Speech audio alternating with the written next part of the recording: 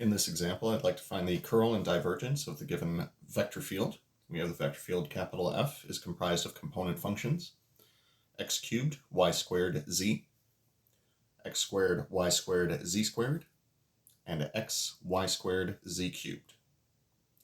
So with that in mind, we're going to start with the divergence, since that tends to go a little bit quicker. The divergence is going to be the del operator dotted with our given vector field. So this will be the partial derivative with respect to x, partial derivative with respect to y, and partial derivative with respect to z, applied to these three component functions, x cubed, y squared, z, x squared, y squared, z squared, and x, y squared, z cubed. So again, applying these in the appropriate order, partial with respect to x of the first component function, x cubed, y squared, z, plus partial with respect to y, applied to the second component, x squared, y squared, z squared, and the partial with respect to z, applied to the third component function, x, y squared, z cubed. So actually taking these partial derivatives, partial with respect to x, we have x cubed times things that are held constant. This will give us 3x squared, y squared z. For the second partial derivative here, we essentially have y squared times a couple of constants here. Power rule says that'll reduce the power by 1, but we also need to have multiplied by the power of y. And for the third component over here, this will be the derivative of z cubed with respect to z, treating the other two variables as though they are constants. So final answer for this scalar function, not a vector function, is going to be 3x squared y squared z plus 2x squared y z squared plus 3xy squared z squared. No, no like terms or anything to do with this, so we'll just go on to the curl.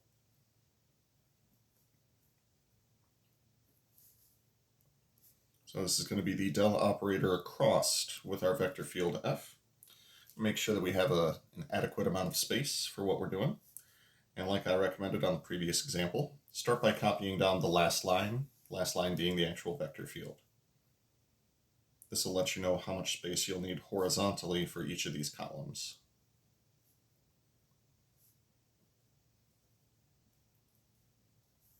So that'll end the 3x3 determinant here. Across the top row, we'll be putting I, j, k. And across the second row, we'll be putting the corresponding partial derivatives for the del operator.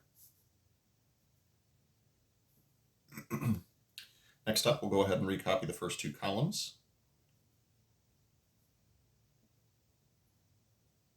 So that we can create a couple of little diagonal slashes in here.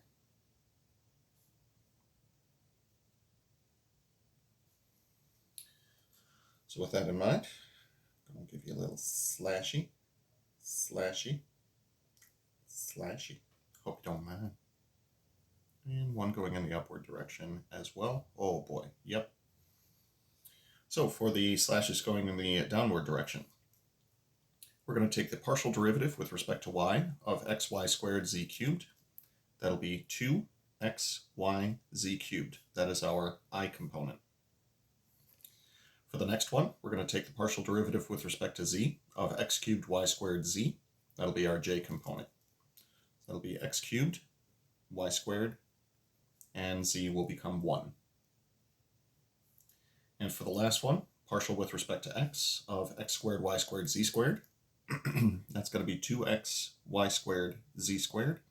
That is for the k component.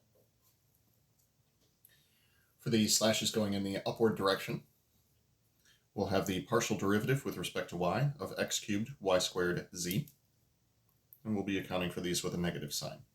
So that'll be 2y for this, so we'll call this 2x cubed y z. That is for the k component. Plus, for the next slash, we have the partial with respect to z of x squared y squared z squared. That'll be 2x squared y squared z for the I component. For the last slash, we have the partial with respect to x of x y squared z cubed. That'll be y squared z cubed. That is for the j component. Next, it's simply going to be a matter of, let's get all of the appropriate functions in the proper places. So for the I component, I'm seeing 2xyz cubed on the plus side minus 2x squared y squared z. For the j component, on the positive side, I'm seeing x cubed y squared. And on the negative side, I'm seeing y squared z cubed. And for the k component, on the positive side, I'm seeing 2x y squared z squared. And on the negative side, I am seeing 2x cubed y z. That is the curl of our vector field.